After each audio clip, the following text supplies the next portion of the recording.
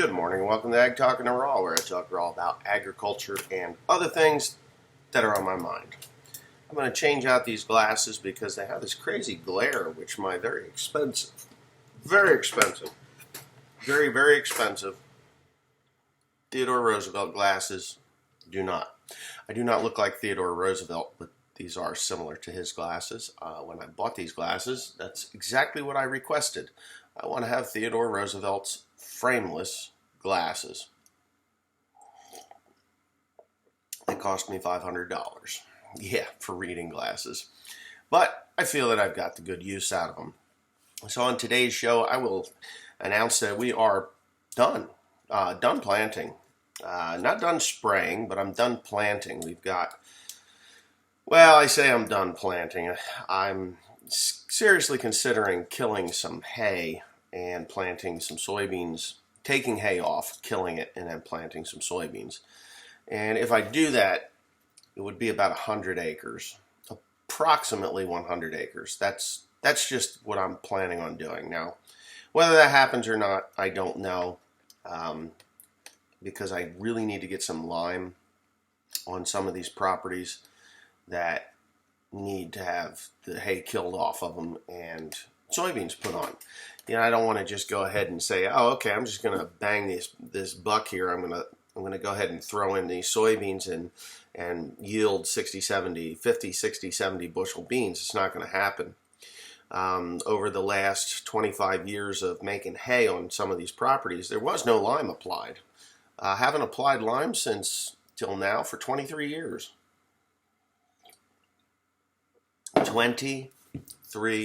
24 years, 2000 was the last that we put lime on. Was a big mistake on everybody's part here.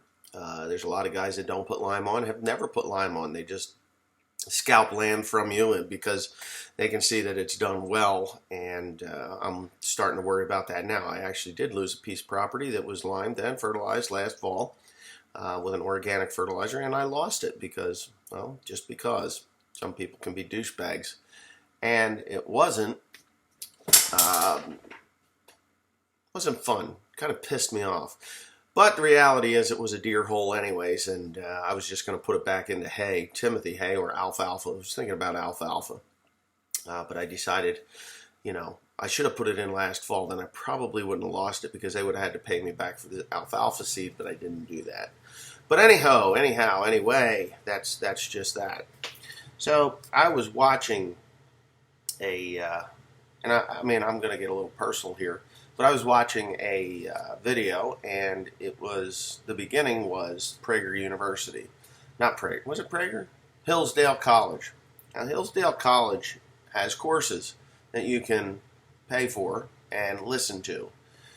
There are courses on American history and American like the Bill of Rights, the Second Amendment, the Constitution, the culture of America, and how the American culture is being destroyed by this administration and, of course, past administrations, how they are just not allowing, the American culture to thrive. They're throttling us. They're killing us.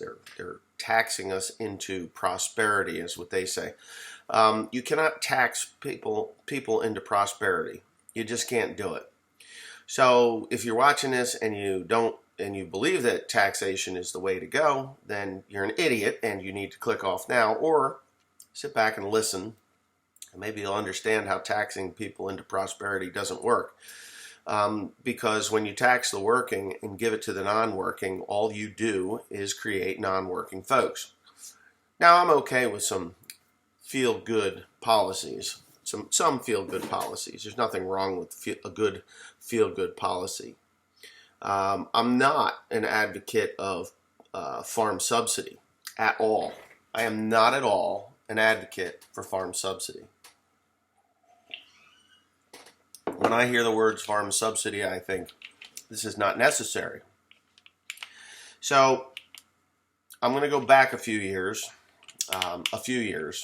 So in the 1980s, late 70s into 1980s, well, the late 70s. Let's go to late 70s.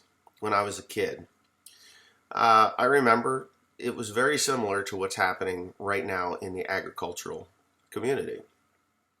We had some pretty good years in the mid 70s. I was a little kid. And by, what was it, 1978, things started to get a little bit wonky. Wonky. Let's use that word, wonky. Prices weren't quite as good. The Russians decided that they were no longer going to have to buy our wheat. There was this Cold War bullshit that was going on, and Jimmy Carter was an idiot, even though he's still alive, and he's been replaced by a bigger idiot on that stage. But yeah, things got a little bit wonky, and by the 1980s, there was the early 1980s, there was the farm collapse. The farm collapse was perpetrated and set up by the previous president as to what he did to the American farmer. And in the early 1980s, as we all know from history, a lot of farmers went bankrupt, lost their land to the banks, the land trust and things like that. They stole it because they gave farmers this false sense that they would continue to prosper and profit from the land that they were farming. Now, higher horsepower tractors, farmers farmed more land, took it out of ranching, and pasture land was getting depleted because we were going to concentrate the production of meat, pork, chicken, and beef, in which they are still doing today, which is fine. You know, if that's the way they want to raise pork, chicken, and beef, it's shit. I'm not going to lie, it's shit. I went to a party last night. I do not drink, so I didn't drink a thing. What gave me a headache was a Coke Zero. Pepsi. I think it was Pepsi free. I don't drink Pepsi. I don't like it. But that was what they had, so I drank a little container of it. And with my steak that I ate. Now, I'm pretty spoiled. I'm used to eating my own meat, you know, my own meat that was raised here. Beef, that is. And before I had those beef cows, however many years ago, we started with them, we had, what was it? We would buy it from like Costco or whatever, and it was never satisfying. It was always like eating shoe leather or whatever. You know, it wasn't very good. Well, last night I had a flashback. So this thing was pretty big. It was a big, fat, thick-ass steak. And they asked me how I liked it. I said medium rare, which, as I age, the rarer I like my beef. It tastes better. It tastes better rare. So, it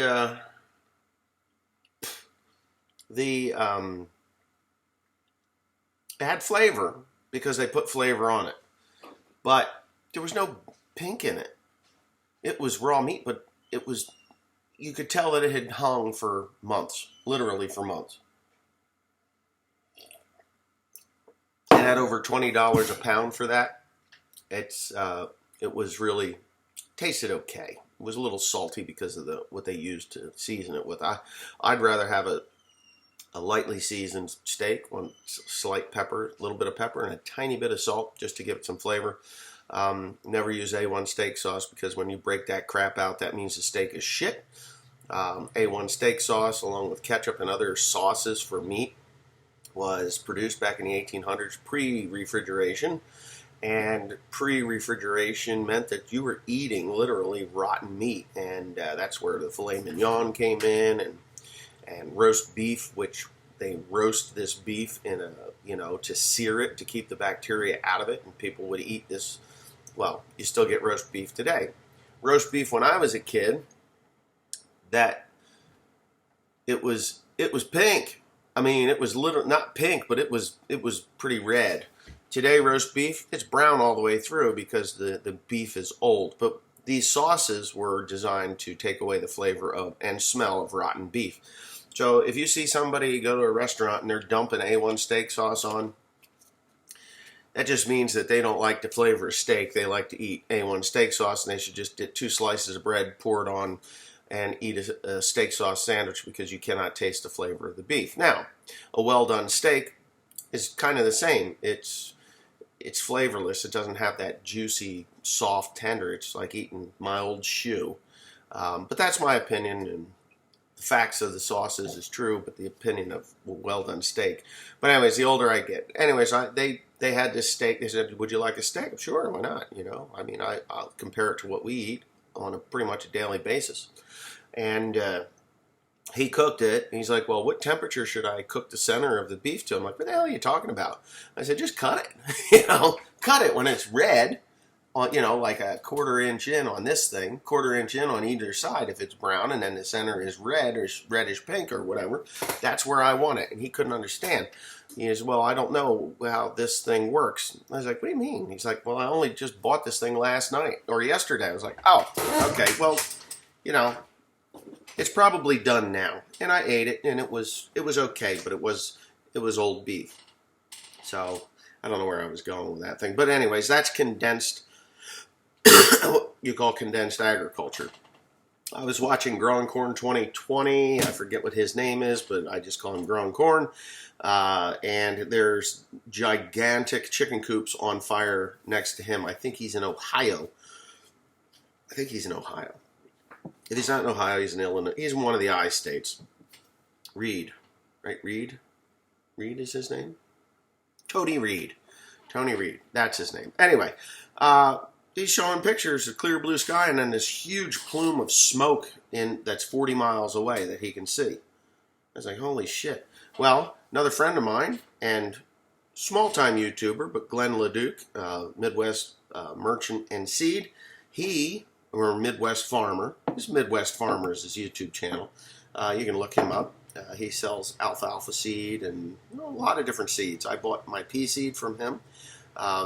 And is what it is. But he had a chicken coop that was burning near him. Now, all of a sudden, we've got avian flu.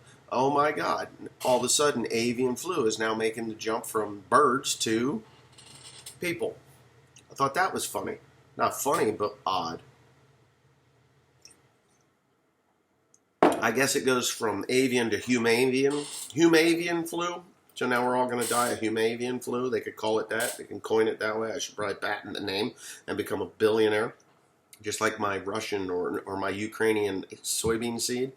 But anyway, so, these people that are in control of our lives that really need to get out of control of our lives, and it does take a movement of people to stop what's happening to us. Is Donald Trump the answer? No. Is Joe Biden the answer? No. The answer to our problems is us. It really is us. We allow these people to tax us into poverty. By taxing us into poverty, they are taxing us into poverty.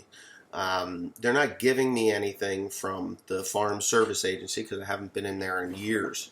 The last time I was in there, I think it was 2010 or 11 was the last I've been in there.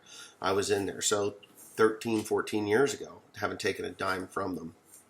The USDA, though, NRCS, they contacted me about a cover crop program, and I actually signed up for that. But I didn't have to do anything with the Farm Service Agency, so I was happy.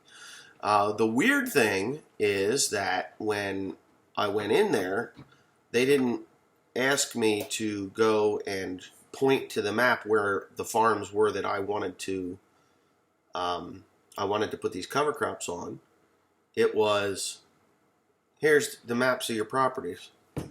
And these are properties that I picked up in the last few years, like 4 or 5 years, a lot of those properties. And I'm like, how do you have these? Well, I don't know. Of course, nobody knows anything. So the government knows whether you like them to know or not. They do know if you've been in there or not. And I almost walked out of the office and didn't, go for the cover crop program. I can tell you that the cover crop program, to do it on your own, would be great. I did it on my own for a couple of years. I spent a lot of money on it. But if you don't know about doing regenerative ag and cover cropping, is that the first couple of years you actually have a reduction in yield. And it's not a good one. It's not a good one. It almost breaks you. It really does. Almost breaks you. So this was kind of a, am I going to continue this because I want to go broke? Or am I going to continue this because it's good for my family in the future? Well, that was the decision that I had to make, and it's a decision that I did make, was I want to continue the cover crop program because I can see the results of this. I really can see the positive results of cover cropping and what I did and what limited quantities that I did it in. I only did it on about 500-600 acres of the 1,300 acres that I should have. I chose fields that had a grass encroachment, in the crop later. Later on, like that blue Kentucky. It's not Kentucky bluegrass, but there's a bluegrass that grows, and in those fields, I did not go back in with glyphosate or anything like that. Just let that bluegrass grow because it is a living root in the ground, and it is a natural response that the biology triggered that to grow. Noxious weeds, I don't deal with those. I take those out, even though those are a triggered response as well.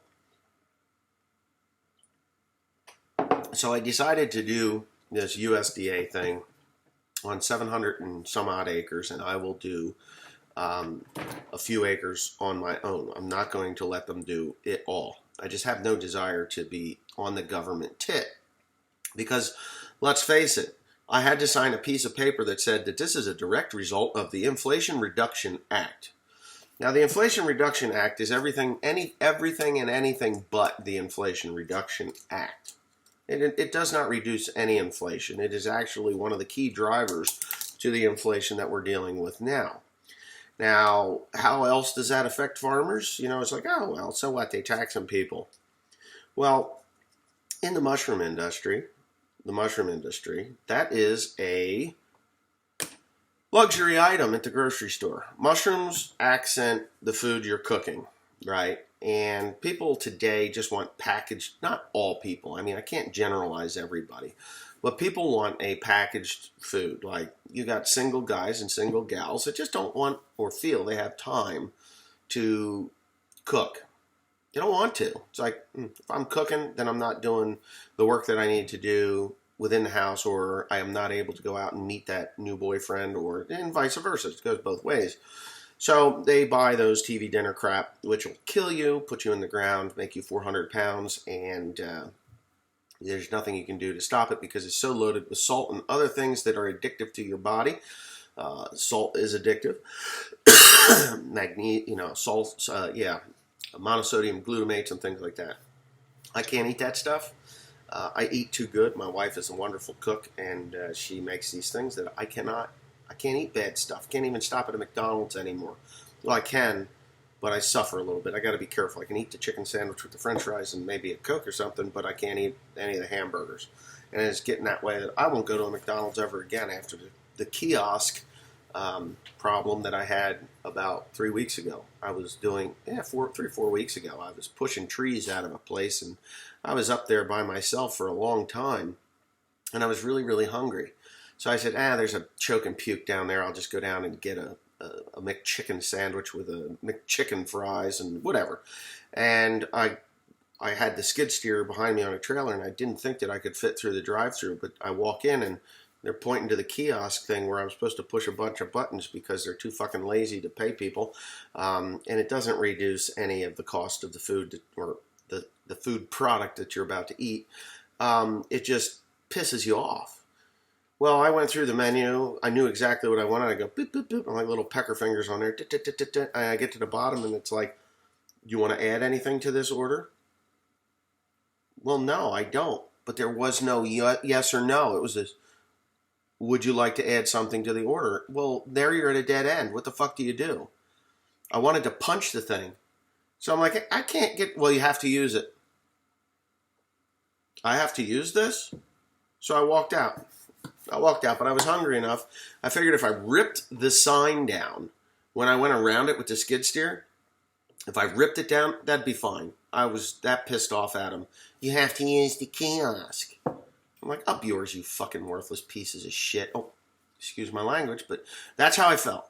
I went through the drive-thru. I get to the first window, and I made the girl stretch out because I would have hit the sign with the trailer if I didn't. And I said, that kiosk in there is a piece of shit. the manager, whoever it was, pointed that I had to use the thing. She's like, I don't care. You don't care? Okay, here's my money, you fucking cunt. Take my money, give me my change back, threw it in the thing. I go to the next window. Sir, could you pull up to spot A? I'll have to bring it out to you. I can't. She sticks her head out the window and goes like this. Oh. Well, just park somewheres over there.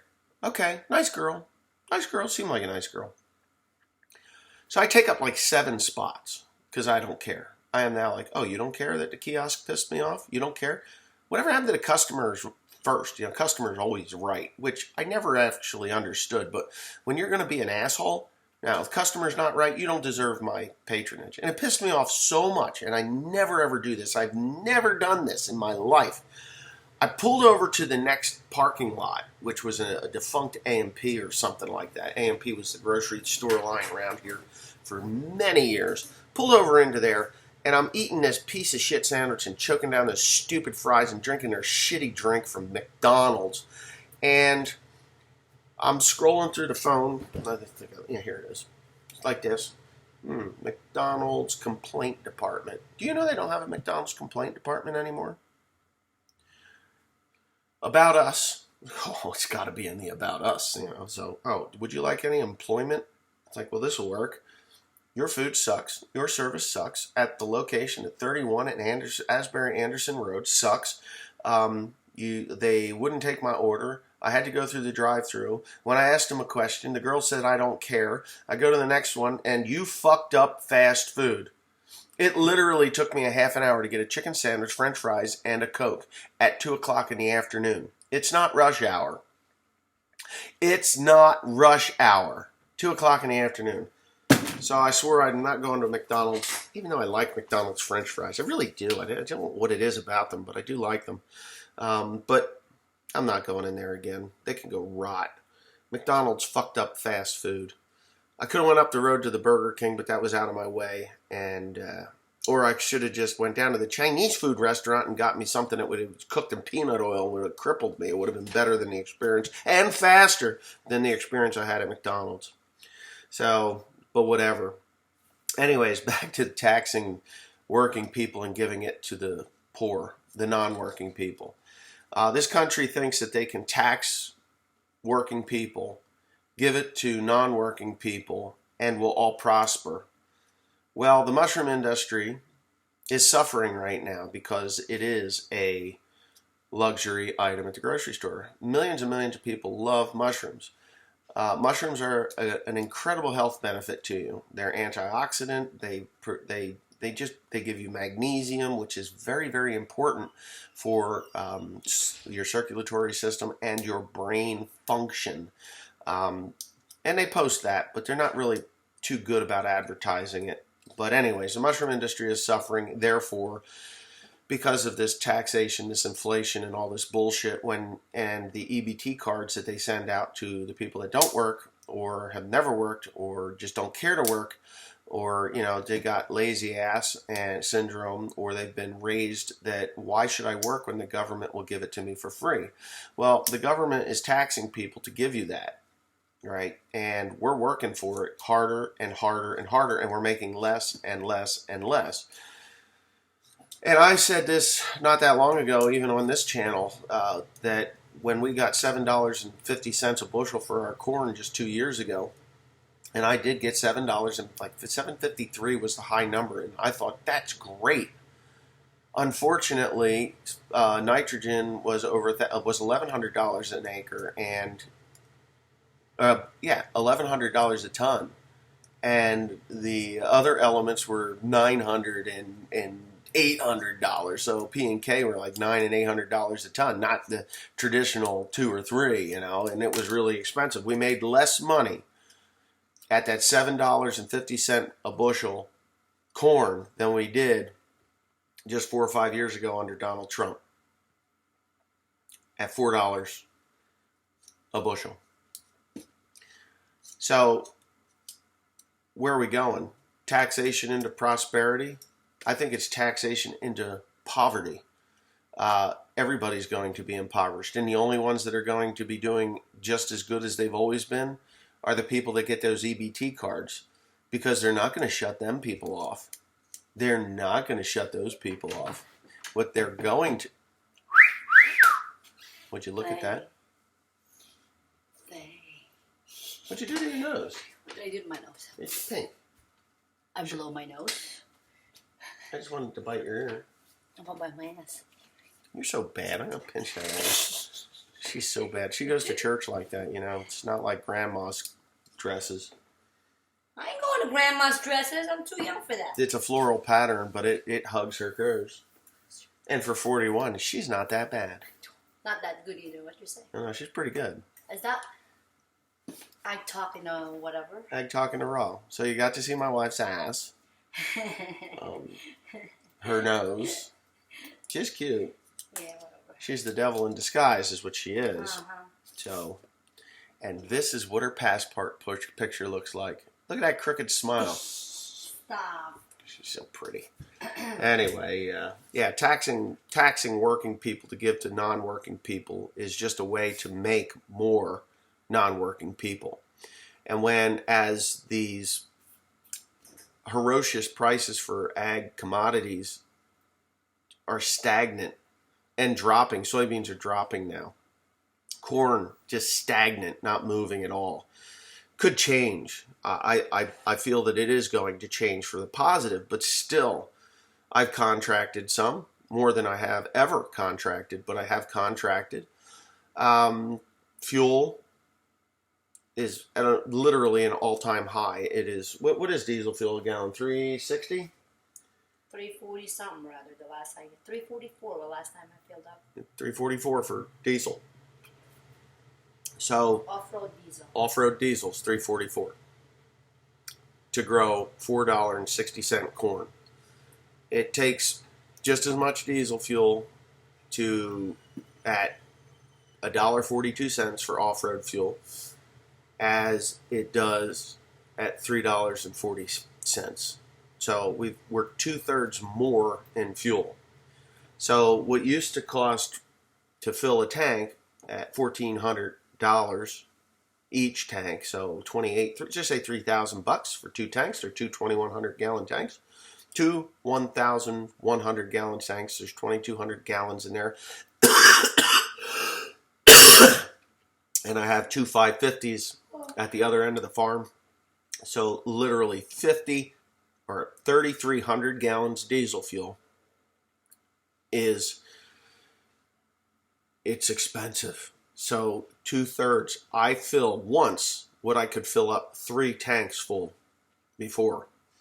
And at $4 for corn, you know, $4 for corn back in 2016, 17, 18, you know, $4, $4.50. It fluctuated in there. I watched it. I wasn't selling at that time. 2019 I sold, or 2020 I sold corn at $5. You know, a little over $5. And that was under Donald Trump's fuel at $1.40. We made money hand over fist, didn't we? Yeah, we Made really good money on corn at $4 and some cents because nitrogen was $220 a ton. Now it's at 360 a ton, 360 a ton for the same nitrogen, extra $100 a ton, which is down from what it was 2 years ago, like $1,000. But that stupid bridge they knocked, this Francis Scott Key bridge that they knocked down, they knocked it down. That's bullshit. It was not an accident. I don't care what anybody says. That was not an accident. They did that on purpose. Our parts that are now made overseas, which have been for years, are now inhibited. They have to come through different channels, which cost more to bring them in, have jumped again. So parts prices are up 40%. Parts for John Deere tractors and stuff, 40%. Krone, 40%. New Holland, 40%. They're up 40%. You go in and buy four filters in a gallon and 5-gallon pails of oil, of John Deere High Guard oil, hydraulic oil, High-Tran, High Guard, High Guard, $670 for five 5-gallon pails. I used to buy a 55-gallon drum. 55-gallon drum for $600 just 4 short years ago. Now that same drum of hydraulic oil is $1,100. $1,100 for that. At least it was the last time I bought one. It could be up now. I don't know. But that is what is going to castrate and kill this country. It's this inflation. We do need somebody that cuts our taxes and just gets the government out of our pockets. These welfare recipients and disability recipients that don't deserve it. Welfare reform. I keep hearing that. Oh, welfare reform. You know what welfare reform does?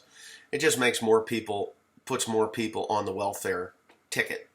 And I know there's some people out there that look at the USDA or the Farm Bill, the U.S. Farm Bill. It's $88 billion. $88 billion. A lot of money, right? It's huge. $88 billion. Well, I'm going to give you a rundown on who gets what. Pretty simple. U.S. farmers, us. Even though I don't take anything or hadn't taken anything, we're doing the USDA, which is covered under the Inflation Reduction Act, not under the U.S. Farm Bill, which is a Democrat bullshit thing. But under the U.S. Farm Bill, $88 billion, 7% of that goes to U.S. farmers. And of that 7%, I don't know what the percentage is that actually gets paid back through loans. So that's 7% of the USDA Farm Bill. A farmer can go in and apply for a loan, and then they have to pay it back with interest, small amount of interest, but that's what it is, and that's how they hook you into this thing. 21% of the U.S. Farm Bill goes to other farmers around the world. Mexico, I even believe some goes to the English farmer. I don't know. It goes all over the world, 21% of it. And the remainder of that, so 28% of the U.S. Farm Bill goes to actual farmers, mostly around the world, other parts of the world. But the remainder of it, welfare and other social programs. That's where it goes, right? School food, lunches. That's a social program. It really is. Why are we sending our kids to school without a peanut butter and jelly sandwich and a thermos with some milk in it or whatever, like when I was a kid? That's how we did it. If we bought lunch maybe 10 times, well, no, I lie. Pizza day was very important to us. Pizza day. Mom, can I have lunch money for pizza? Yeah, 80 cents. Each of us. We took $1. Took it in, 80 cents. Got like one of those Elio's pizzas. A thing of milk. Could have been chocolate. Certainly wasn't low fat. Low fat milk is terrible. Why is it terrible? Oh, you can't have all that fat. A developing mind needs fat. Lots of it. Lots of it. Breast milk. Full of fat, right? Oh, yeah. You know why American women are fat? Like huge fat after they have a child? How deep? Huh? They're fat because they don't breastfeed. So when a woman has a child, it triggers a response in her body to produce milk. When a woman is pregnant, they put on weight. Not just baby weight, but just weight, because the body knows that there's a little bundle of joy that's going to pop out of her in 9 months, and it's going to need to eat something. And the human mind takes a lot of fat. So it can't be replaced with animal fat. It can't be, it can be, but it's not nearly as good. Can't be replaced with animal fat. Definitely can't be replaced with vegetable oil, which they do. Soy-based breast milk or soy-based formula. Don't buy that shit.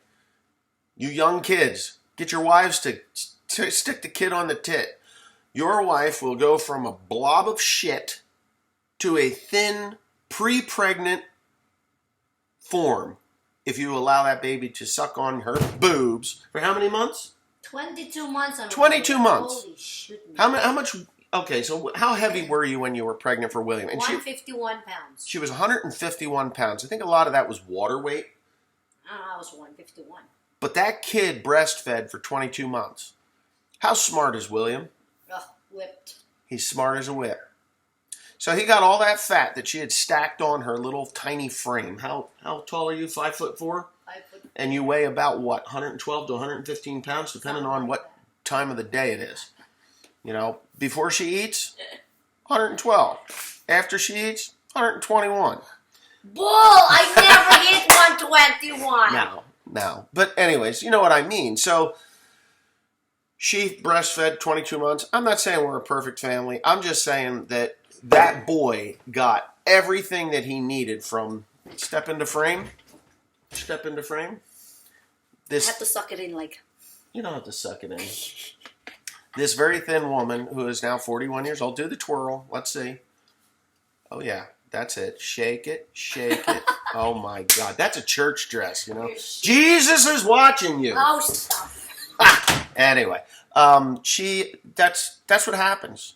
Now, there are some women. There's exceptions to that rule. There are some women that never gain an ounce of fat. Probably because they're starving themselves of fat. But a woman is like a plant, a corn plant. The cravings that a woman has during pregnancy is triggered by her mind. Like, oh my God, I want ice cream and pickles. You know, I think she wanted eggs.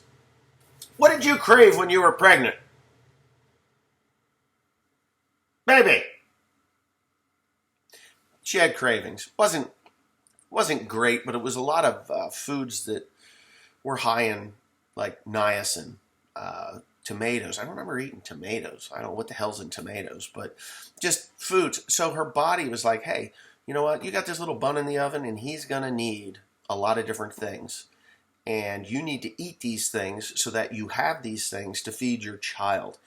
And she did, and she did okay. William came out. He's in kindergarten. He's doing multiplication in kindergarten. I've watched him do multiplication. Syllables. He sounds words out and reads them. I was mentally retarded, I swear to God, even though I was a breastfed baby. But my mind works different than most. But William is an incredibly smart little boy. He can read and understand. Reading and comprehension is really something that doesn't happen until about the third grade. Like proliferance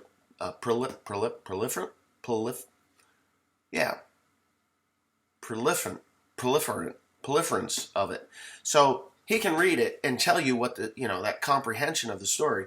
It's a simple 2-paragraph story, but he'll read it. So what did Spot do? Well, Spot licked his owner's butthole, and he'll remember that, and he'll get the gist of it.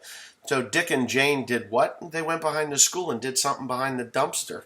They shot marbles behind the dumpster. That kind of thing.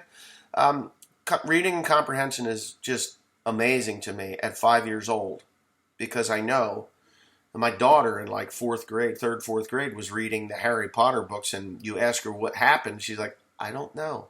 What do you mean you don't know? Well, I just read it, but I don't remember. So the comprehensive side of it wasn't there. Even though she's a very intelligent girl at that age, she just couldn't comprehend it. But this kid does. She was not a breastfed baby. None of my children were until William.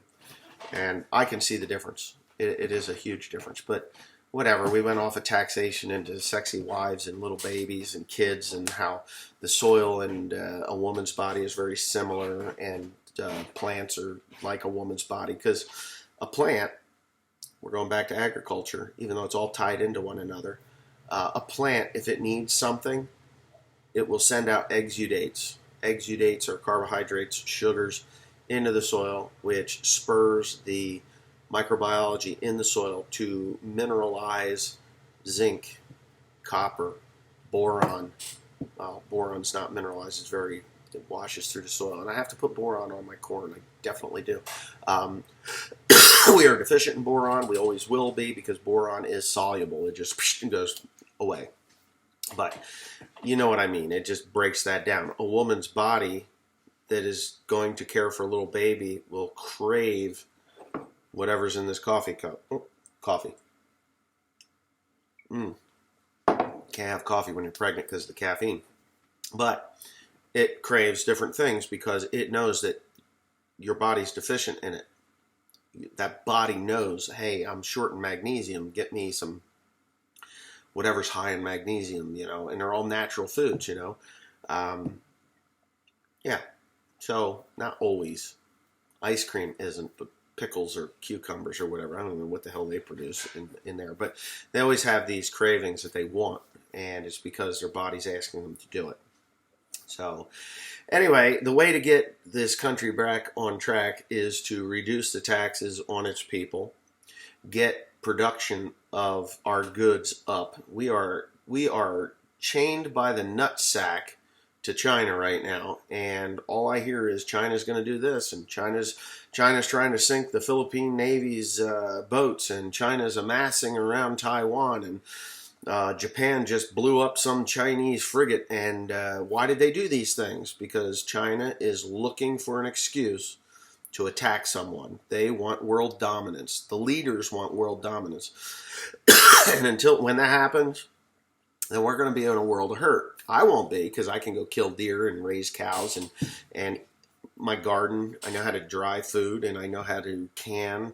If the power grid goes out, we dry stuff. Hang beef with salt. You salt it down and you hang it. You hang it in a dry, cool, dry area so that it gets air and it dehydrates on its own, and then you can eat it that way. You can cook it. You can take a pork chop, kill a pig, render the lard, put it in a big ass jar.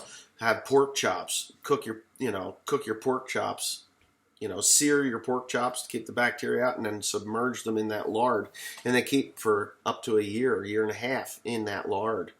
It just seals off all the oxygen, and then you can keep meat that way. Same with beef. You can keep beef in lard if you want to, and deer, venison, salt it down, and there you go. Salt is not going to cause hypertension. Excessive salt can kill you, but you need salt in your blood in order to thrive. But salt's not going to kill you. It's the lack of magnesium is what will kill you. So if you're low in magnesium, just take a spoonful of Epsom salts every other day. Just take a couple of Epsom salts and eat that. And what that does is it allows your neurons to work better and your arteries to relax when your heart pumps. They constrict and relax. When you're magnesium deficient, they constrict and then they calcify, and then you get hypertension and plaque. But with a proper amount of magnesium, your arteries do what they're supposed to do, which is to aid the heart as it pumps blood. So get your magnesium checked. I take magnesium. My blood pressure went down from what it was 10 years ago. Literally 10 years ago. Let's see, what did I do? Well, that was in 2013. Climbed Mount Pinatubo. Went in there. Blood pressure was off the chart. And I'm like, oh my God, what are you going to do? Oh, well, I don't know. What was I, 10 years ago? I was 42 years old and 41 years old at the time. And it's like, I don't know why my blood pressure is so high. Well, we don't either, but you're going to have to relax, and we're going to try again, because if it doesn't come down, you're not going up that mountain. Okay, whatever. So I'm like, taking deep breaths and trying to relax. The next time I went up Pinatubo in 2019, Joseph was with us, and my blood pressure was great because I had introduced magnesium into my diet. I was low in magnesium. But anyways, for 43 minutes and 33 seconds, you have listened to me blabber on from breastfeeding to magnesium to other things, and there's a whole lot to talk about. It's just, right now, we got to get our government under control. And it's up to us. It's not up to the government to do it. It's not Donald Trump's job. Donald Trump can help if he wants to. Doesn't mean he's going to. He just wants to get elected. I do believe it will be interesting to watch Donald Trump do his thing. Certainly don't like the idiot that's in charge right now, because he's fucking us all and you don't even know it. Well, you do know it. You just don't know what to do about it. Voting at the ballot box, I think the ballot box is stacked against conservatism. Conservatism is to conserve the way of the Constitution and the Bill of Rights. And every day, the Constitution and the Bill of Rights is under attack by the people that are bound by it. And they are convincing people that we live in a democracy, not a constitutional republic. And they are convincing us that it is their job to interpret the Constitution and the Bill of Rights the way they see fit to benefit them. These are politicians. That's what they do. They seek power and glory.